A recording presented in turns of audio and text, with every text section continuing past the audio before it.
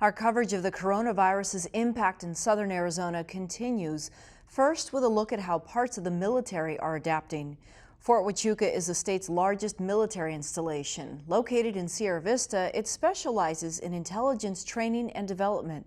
At the start of April, the Post reported its first case of COVID-19, someone who works there but lives off-site.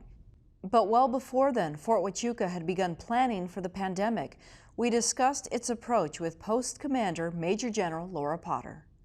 So early on, we started with some minimal measures like increasing our numbers of teleworking, decreasing some of our on-base services. And then as conditions changed in the state and in the county, we increased all of those measures as well. So right now, we're probably at the highest level of mitigation measures we've been at since the COVID epidemic began. And I think probably the ones that are most noticeable if you were to come on to Fort Huachcua and walk around are the wearing of the cloth face coverings, which we're doing in all areas where we don't think we can reasonably expect to keep that 6 feet of social distancing. So think of our commissary and our exchange. And then we're maximizing social distancing practices across all of our mission areas. One thing I will point out that comes up quite often is we still have a mission to train our advanced individual training soldiers. So as much as I have military and civilian workers teleworking in various tenant units, in that particular mission area, we do have to continue to care for them. We have drill sergeants leading them. We have instructors training them. And so those folks have to be at work. So we have to try to apply those mitigation measures as best we can. Potter says the Post reduced the size of formations and limited class sizes to no more than 16 soldiers at a time. Physical fitness also happens in smaller groups, and all meals are served to go. You also have soldiers who oftentimes need to leave posts or who have loved ones who are coming for a visit. What's been the policy there? So right now, our local leave policy is 60 miles from Fort Huachcua. We do have a process for soldiers to submit exceptions to policy if they have some urgent need to go beyond that area. But what I try to remind everybody is that measure is really intended to get us through this period of time and keep us as safe as we can possibly be inside what we call this bubble here in Cochise County and on Fort Huachcua in particular. If someone on post suspects they may have COVID-19, can they be tested there? They absolutely can. Up until really just a few days ago, what we were relying on was having our medical treatment facility or the off-base medical providers do a test, and that test was being sent to a laboratory in Phoenix. And we are very appreciative of the turnaround time. We were getting results back from that laboratory within 1 to 2 days. So in some cases, depending on the circumstances, we'll continue to use that avenue.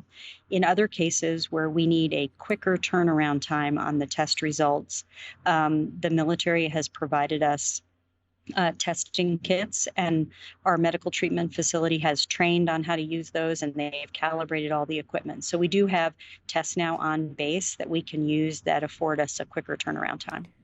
One of the reoccurring questions out of your town halls is Fort Huachcua in any danger of closing?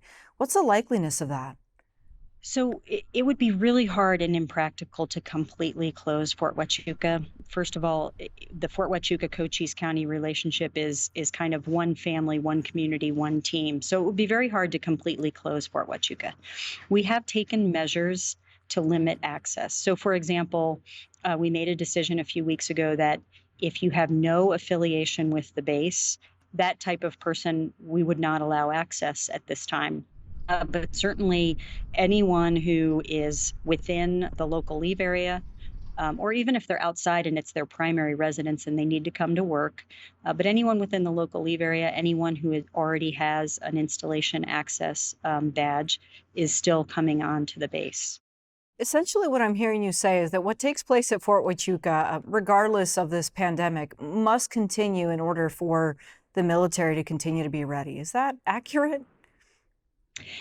That is very accurate. We have all sorts of tenant organizations on the base, and they all get guidance from their various higher headquarters. Some of our tenant organizations are able to take a pause on some of their operations, but we have other organizations on the base that have a global mission, a 24-hour day, 7-day a week mission. In our particular case, within the Intelligence Center of Excellence, the training mission has to continue, and this is a really strategic important aspect to the Department of Defense and the Army's mission, and that is we are continuing to bring young men and women into the military, into basic combat training, getting them trained here at Fort Huachcua as intel professionals or unmanned aerial system operators is very important, and we have to get them out to their first unit of assignment as part of the readiness of those units that they're going to. So I've had to really explain this in several town halls, and I can certainly understand why it's confusing to the trainees, to the cadre, to parents. But I think over time, we've been able to clarify to people why that advanced individual training mission is so important. So we just this week are shipping out our first group of graduates from AIT since the travel restrictions have been imposed. And in the near future, within probably the next week or so, we'll receive an inbound shipment of AIT soldiers from one of the basic training formations, and we will continue to do that training mission. Okay. Major General Laura Potter, the commander of Fort Huachcua. Thank you. Thank you very much.